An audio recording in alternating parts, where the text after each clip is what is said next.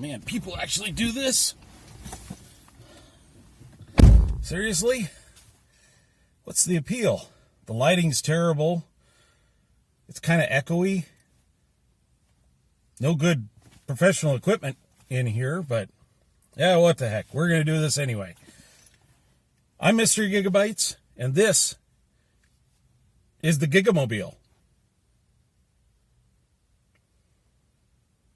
Oh, that's right. We're not playing the intro. Okay, so, you know, I make fun, but, you know, do your videos in the car. It's fine. You know, I watch a couple of them. It's fine. It's not fine, but it's fine. But why am I doing it here? Well, I don't really need to do this video with all of my shop equipment, with the monitors and all the cameras. We're just going to do this all in one shot-ish, lightly edited. Who knows? Because what we're going to talk about today is a mouse. The tank mouse specifically. And this isn't it. This is the mouse that comes with the Amiga 500 Mini. This is the tank mouse. Well, this is the box the tank mouse came in. So we're going to unbox that. This is a tank mouse. Now, this is not the fun thing. So if we take this out, it's literally just a mouse. It's a wireless mouse. A little USB guy. They stuck that up in there, right there. Maybe use the other finger. There we go. Runs on a couple of AAA batteries. It's an optical mouse. It's Bluetooth, or you can use the wireless dongle that comes with it. That's inside here that I just pointed out. So yeah, it's Bluetooth or whatever. So, but it's just a mouse. It's a neat mouse. It's just a mouse. And it kind of looks like this mouse. Maybe just a little bit bigger. But whatever. It doesn't matter. The real story, where the money is for this mouse, is in the adapter that you could order with it. And this is just a little 9-pin to USB adapter. We can get that out here. And it works kind of in a special way, real unique. It's compatible with multiple systems. Take a look at the pin out here. And that's got a USB port on the back. And when you plug this in, little lights start blinking. In fact, let me read you the instructions, because without these instructions, you know, you may never be able to get it to work. So here they are. To me, they look backwards in the camera, but that's okay. If they're still backwards when I go to edit this video, I'll flip it around. So the tank mouse USB to DB9 adapter. The USB to DB9 adapter can work in 3 modes: Amiga default, Atari ST, and Commodore 64. If you want to change the default mode, connect the USB receiver to the adapter, turn on the mouse, and plug the adapter to your computer. Power on your computer. When a green LED on the adapter starts flashing, click the right mouse button. It says RMB, but right mouse button. You should now be in the mode configuration, and a red LED should be flashing. You can now change the mode by clicking the left mouse button, LMB. Current mode will now be indicated by the red LED. Flashing ×1, Amiga. Flashing ×2, Atari ST. Flashing ×3, Commodore 64.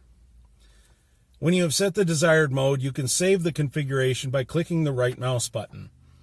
After that, the LED should stop flashing and your mouse is ready to work.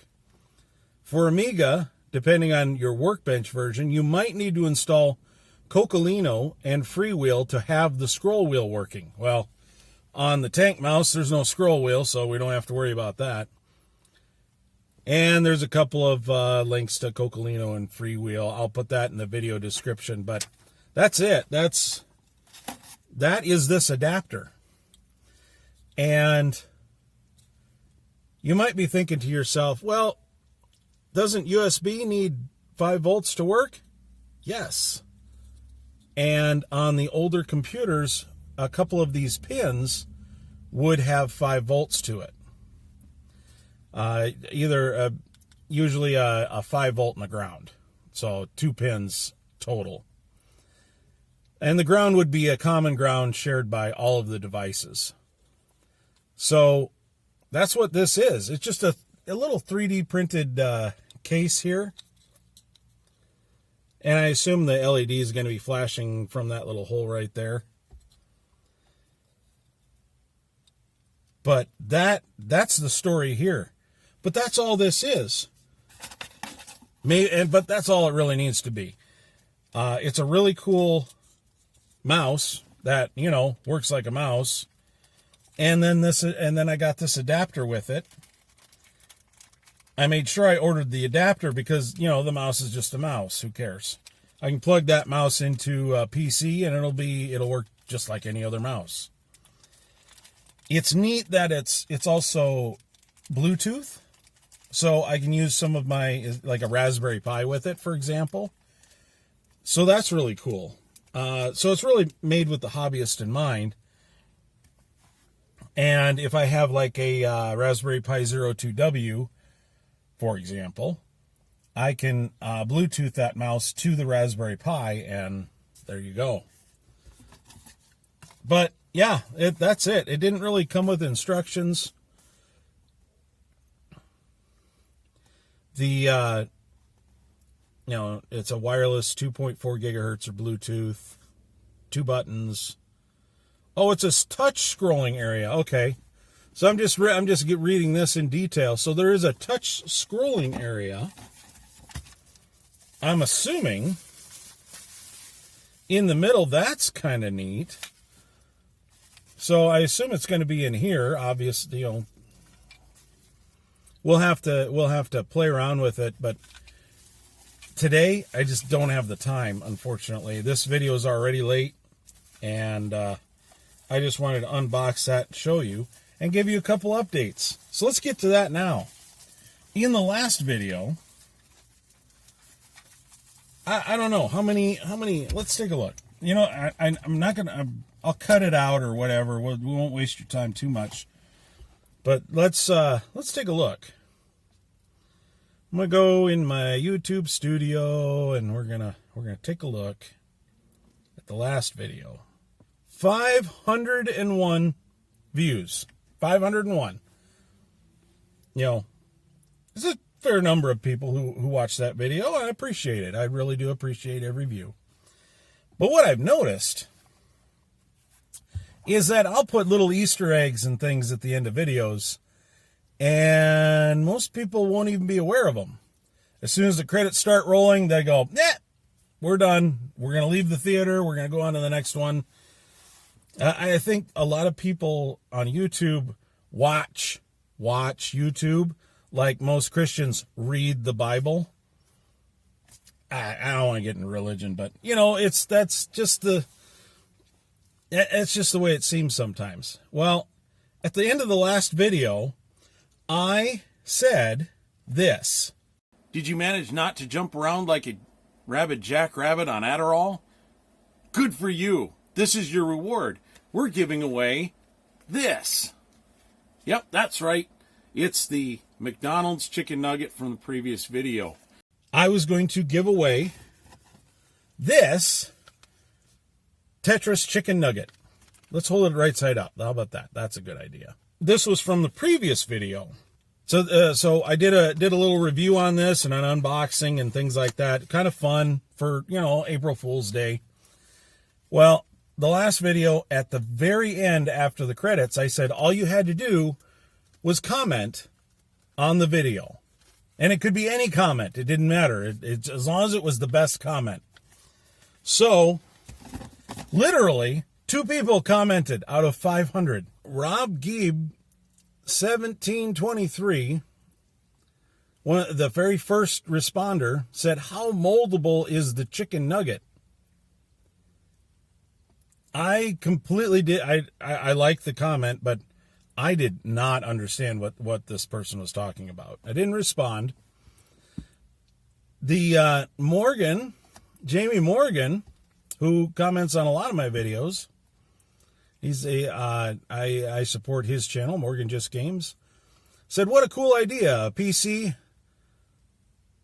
that looks like a C64. Glad the Kickstarter didn't have to take too long to arrive.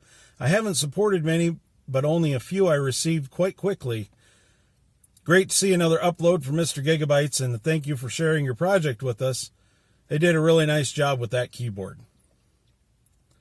I completely understood that one. And out of the 2, Prototype looks amazing too. Really well done there. Oh, and TikTok sucks. I don't watch any of those. I'd rather watch YouTube. So he made a very long comment, and it's really appreciated. And of course, his was, out of the 2, his was the best comment. Jamie, you win the chicken nugget. That's all I've got for you today. We will do more with the Tank Mouse in the future. And in regards to the podcast, I have finally found my second host. And look for a podcast hopefully within the next week or 2. As we run through and do a couple of dry runs and whatnot. It will be an edited video. It'll be the Gigsplained podcast. And you should see it on this channel very soon. So like, subscribe, do all the things that you know how to do. And we will catch you in the next one.